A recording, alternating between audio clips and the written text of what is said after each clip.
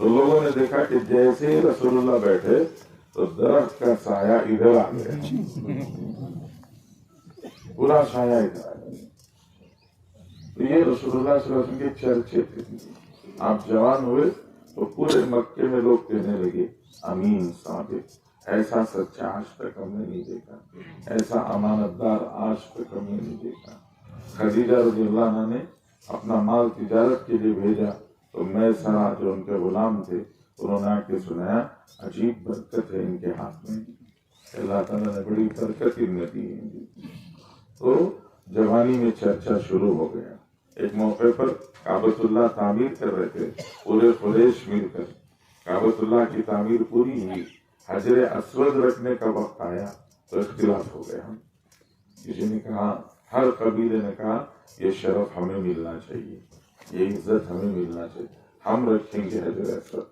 بات اتنی بڑی کہ لڑائی تک آ گئی، اب اختلاف ہو گیا تو سب نے مل کے فیصلہ کیا کل صبح جو سب سے پہلے ہمارے حرم میں داخل ہوگا ہم اس کو فیصل بنائیں، وہ جو فیصلہ کرے ہمیں منظور ہے۔ تو دوسرے دن سب سے پہلے آنے والے محمد الرسول اللہ، سب نے دیکھ کے کہا یہ امین صادق، ہم ان کے فیصلے سے راضی ہیں۔ حضور کو مسئلہ سنایا تو اللہ کے رسول صلی اللہ علیہ وسلم نے اپنی چادر نکال کے بچھایا، اس کے اوپر حجر اسود رکھا اور کہا ہر قبیلے کا سردار آ جائے۔ سب قبیلوں کے سردار آئے تو فرمایا اٹھا لو، سب نے ایک ایک کونا پکڑ کے اٹھایا، کہا لے کے چلو جی کعبۃ اللہ کے قریب لے کے آئے تو اللہ کے رسول نے اپنے ہاتھ سے حجر اسود لگا دیا۔ سب خوش ہو گئے کہ ہمیں بھی حصہ مل گیا، ہمیں بھی اس میں حصہ مل گیا۔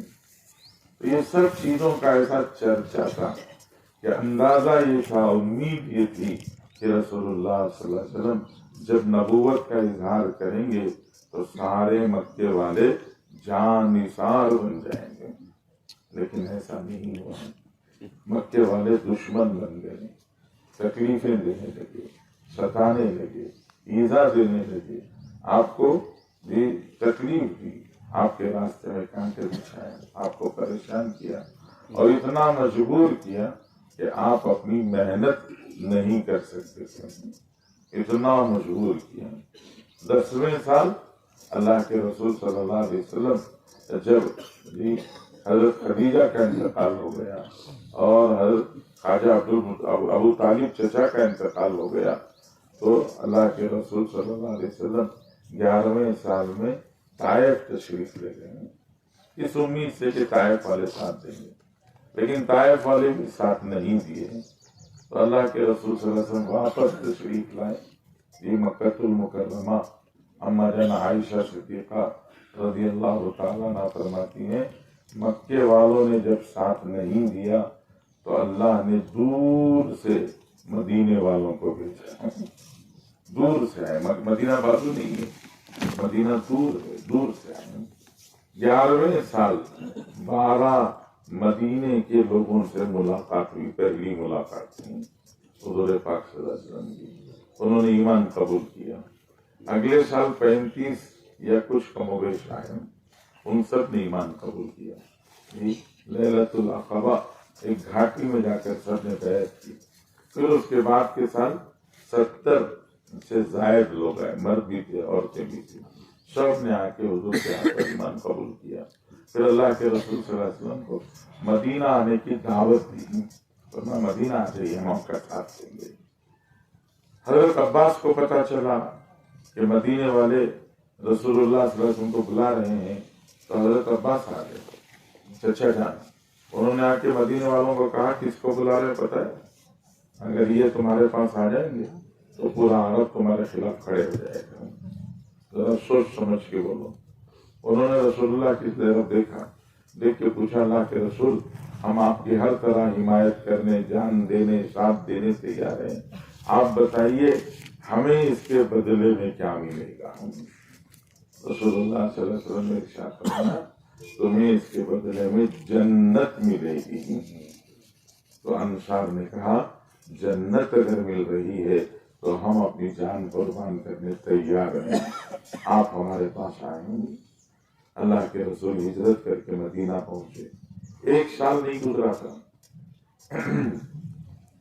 ابو سفیان کا تجارتی قافلہ قریب سے گزرنے لگا۔ رسول اللہ صلی اللہ علیہ وسلم کو پتہ چلا تو حضور صلی اللہ علیہ وسلم نے مدینے میں آواز لگائی۔ تجارت کے لیے وہی راستہ تھا، شام کی طرف جو جاتے گرمیوں کے موسم میں مکے والے تو مدینے کے اوپر سے جاتے تھے، تو تجارت کے قافلے گزرتے رہتے تھے۔ تو ابو سفیان کا بڑا قافلہ تھا، 100 سے زائد آدمیوں کا، اور پورے مکے والوں کا پیسہ اس میں لگا تھا۔ تو حضور صلی اللہ علیہ وسلم نے آواز لگائی چلو اس قافلے کو پکڑنا ہے۔ تو صحابہ قافلے کو پکڑنا ہے، 100 آدمیوں کا، کسی کو لکڑی ملی، کسی کو تلوار ملی، کسی کو کچھ ملا، سب لے کے آئے، 313 آدمی اس قافلے کو پکڑنے کے لیے پہنچے۔ تو ابو سفیان کو پتہ چل گیا، انہوں نے راستہ بدل لیا، بچ گئے، اور وہ مکہ پہنچنے سے پہلے انہوں نے مکے میں 3 دن مسلسل اعلان کرایا، کہا جن کو تم نے مکے سے نکالا ہے وہ مدینے میں جا کر اتنے مضبوط ہو گئے ہیں کہ وہ تمہارا تجارت کا راستہ بند کر رہے ہیں۔ مکے والوں سے کہا سنو، اگر تمہارا تجارت کا راستہ بند ہو گیا تو بھوکے مرو گے، اس لیے ان کو سبق سکھاؤ۔ تو ابو سفیان کے اس اعلان پر سب مکے کے بڑے بڑے سردار 1000 کا لشکر لے کر بدر میں پہنچے۔ ادھر حضور صلی اللہ علیہ وسلم اس قافلے کو تلاش کرتے کرتے وہ بچ کے نکل گیا، تو حضور اس قافلے کو چھوڑ کر بدر پہنچے، تو سامنے 1000 کا لشکر، ادھر 313۔ اللہ کے رسول اور آئے بھی تھے، لڑنے جنگ کرنے کے لیے نہیں آئے تھے، وہ تو اس کے لیے آئے تھے تجارتی قافلے کو پکڑنے کے لیے۔ یہاں جنگ کا منظر ہے، قرآن بھی کہتا ہے، اللہ تعالیٰ فرماتے وَتَوَدُّونَ أَنَّ غَيْرَ ذَاتِ الشَّوْكَةِ تَكُونُ لَكُمْ، تم تو چاہ رہے تھے مال پیسے والے ملے، لیکن اللہ نے کانٹے پرانٹے والے سامنے لا کے کھڑا کر دیا، ہتھیار والے سامنے آ گئے۔ اب اللہ کے رسول صلی اللہ علیہ وسلم نے مشورہ کیا صحابہ سے، بولو 1000 کا لشکر ہے، ہم 313 ہیں، لڑائی کریں یا واپسی کریں؟ واپس جائیں یا لڑائی کریں؟ تو مہاجر صحابہ جوش میں کھڑے ہو کے انہوں نے کہا لڑیں گے رسول اللہ۔ آپ نے پھر پوچھا تو پھر مہاجرین نے کھڑ کے کہا لڑیں گے رسول اللہ۔ آپ نے پھر پوچھا جی، تو اب انصار سمجھ گئے، کیونکہ انصار نے مدینے کے اندر مدد کا وعدہ کیا تھا، باہر کا وعدہ نہیں تھا۔ تو مدینے کے انصار کھڑے ہو گئے، اور انصار مدینہ نے کھڑے ہو کے کہا رسول اللہ ہم بنی اسرائیل نہیں ہیں، رسول اللہ ہم بنی اسرائیل نہیں۔ وہ بنی اسرائیل تھے جنہوں نے موسیٰ علیہ السلام سے کہا تھا اذهب انت وربک فقاتلا انا ہاہنا قاعدون، کہ تمہارا رب جا کے لڑو، ہم یہاں بیٹھ کے تماشا دیکھیں گے۔ وہ بنی اسرائیل تھے، ہم بنی اسرائیل نہیں ہیں۔ رسول اللہ آپ ہمیں بالکل غماد یمن کے کونے تک بھیجیے، ہم چلیں گے، ہم لڑنے تیار ہیں۔ جب انصار مدینہ نے کہا تو اب اللہ کے رسول نے لڑائی کا فیصلہ کیا۔ وہ پہلی لڑائی تھی، 70 کافر قتل ہوئے، 70 قید ہو گئے ہیں۔ پھر اگلے سال پھر لڑائی ہوئی، مدر سے جب واپس آئے تو مدینے میں چرچا ہوا، جنگ ہو گئی، تو سارے مدینے کے مسلمان کہنے لگے ہم محروم رہ گئے، اگلی دفعہ موقع ہوگا تو ہم پیش کریں گے جان کا نذرانہ۔ تو اگلے سال احد کی لڑائی ہوئی تو صحابہ جوش سے لڑے، یہاں تک کہ 70 صحابہ شہید ہو گئے ہیں۔ مدینے کے ہر گھر میں زخمی تھا یا شہید تھا۔ پھر اس کے 2-3 سال بعد خندق پیش آیا، خندق میں بھوک، فاقہ، تنگی، گھروں میں کچھ بنی بچا۔ حضرت عبداللہ ابن رواحہ کے گھر سے ان کی بہن نے تھوڑے سے کھجور بھیجے، تو وہ بچی لے کے آئی تھوڑے سے کھجور ان کے والد کو اور ماموں کو دینے کے لیے، فاقہ ہے۔ بچی لے کے خندق میں آئی تو حضور کی نظر پڑ گئی، اللہ کے رسول نے پوچھا کیا ہے؟ فرمایا ایک مٹھی کھجور ہے ابا کو اور ماموں کو دینے. حضور نے فرمایا ادھر لاؤں جی، لا کر اس کو چادر میں ڈالا اور فرمایا خندق والوں آ جاؤ جی، یہاں کھجور آئے ہوئے ہیں. سب اتنے بھوکے تھے کہ دوڑ کے آئے اور سب کھجور لے کے چلے گئے. اور وہ بچی جتنے کھجور لائی تھی وہ ویسے ہی بچے ہوئے. خندق فاقوں کا زمانہ تھا. پھر اس کے اگلے سال حضور صلی اللہ علیہ وسلم جی عمرے کے لیے گئے تو وہاں صلح ہو گئی. پھر اس صلح کے ایک سال کے بعد جی فتح مکہ ہوا، مکہ فتح ہو گیا. جب مکہ فتح ہوا تو صحابہ میں چرچا ہونے لگا. کسی نے کہہ دیا کہ حضور مکہ چھوڑ کے مدینہ آئے تھے، مجبور تھے، اس وجہ سے آئے تھے. اب تو مکہ فتح ہو گیا، اب اللہ کے رسول مدینہ کیوں جائیں گے، مکے ہی میں رہ جائیں گے، اپنے شہر میں رہ جائیں گے. یہ بات چرچے میں آ گئی، شعلہ یہ افواہ پھیل گئی. رسول اللہ صلی اللہ علیہ وسلم کو معلوم پڑا.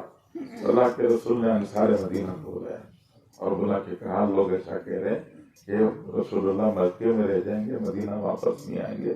سنو میں تم سے کہتا ہوں کہ تمہارا میرا مرنے جینے کا ساتھ ہے. میں مکے میں نہیں رہوں گا، واپس آؤں گا، مدینہ آؤں گا. اللہ کے رسول مدینہ واپس آئے. اگلے سال اس کے بعد والے سال حج کیا. حج کے بعد واپس آئے تو 2-2.5 مہینے کے بعد، حج کے 2-2.5 مہینے کے بعد رسول اللہ صلی اللہ علیہ وسلم کا وصال ہو گیا اور آپ دنیا سے تشریف لے گئے.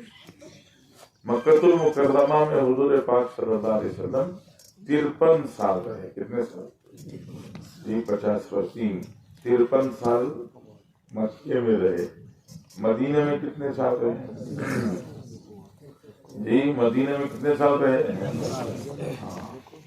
10 سال نہیں، 1445 سال سے حضور صلی اللہ علیہ وسلم مدینے میں ہیں اور قیامت تک کہاں رہیں گے؟ مدینے ہی میں رہیں گے. علماء نے لکھا ہے رسول کریم صلی اللہ علیہ وسلم کے بدن مبارک سے جو مٹی لگی ہوئی ہے وہ مدینے کی مٹی ہے. اور علماء فرماتے ہیں وہ مٹی عرش اعظم سے بہتر ہے، عرش سے بہتر ہے. عرش اللہ سے لگا ہوا نہیں ہے، یہ مٹی رسول اللہ صلی اللہ علیہ وسلم سے لگی ہوئی ہے. اللہ نے مٹی کی قدر بڑھا دی. کیوں؟ اس لیے کہ مدینے والوں نے رسول اللہ کی قدر کی. مکے والے کون تھے؟ مکے والے کعبۃ اللہ کے متولی، حضرت اسماعیل کی اولاد، نبی کی اولاد، کعبۃ اللہ کے متولی. جب انہوں نے حضور صلی اللہ علیہ وسلم کی قدر نہیں کی، اما جان عائشہ فرماتی ہیں مکے والوں نے جب قدر نہیں کی تو اللہ نے دور سے مدینے والوں کو بلایا. مدینے والوں نے قدر کی جی، اللہ نے نوازا. حضور پاک صلی اللہ علیہ وسلم نے شہر مدینہ کو دعا دی، مدینہ شہر کو. رسول اللہ صلی اللہ علیہ وسلم نے دعا میں فرمایا اللہم اجعل بالمدینہ ضعفی ما جعلت بمکہ من البرکہ. اے اللہ مکے میں جتنی برکت آپ نے اتاری میں آپ سے مانگتا ہوں اس کی دگنی برکت مدینے میں اتاری ہے. آپ نے انصار مدینہ کو دعا دی، فرمایا اللہم اغفر للانصار ولی ابنائی الانصار ولی ابنائی ابنائی الانصار ولی ازواج الانصار ولی جیران الانصار ولی موال الانصار. اللہ انصار کی بخشش فرما، ان کے بچوں کی بخشش فرما، ان کے بچوں کے بچوں کی بخشش فرما. اللہ ان کی عورتوں کی بخشش فرما. اللہ ان کے پڑوسیوں کی بخشش فرما.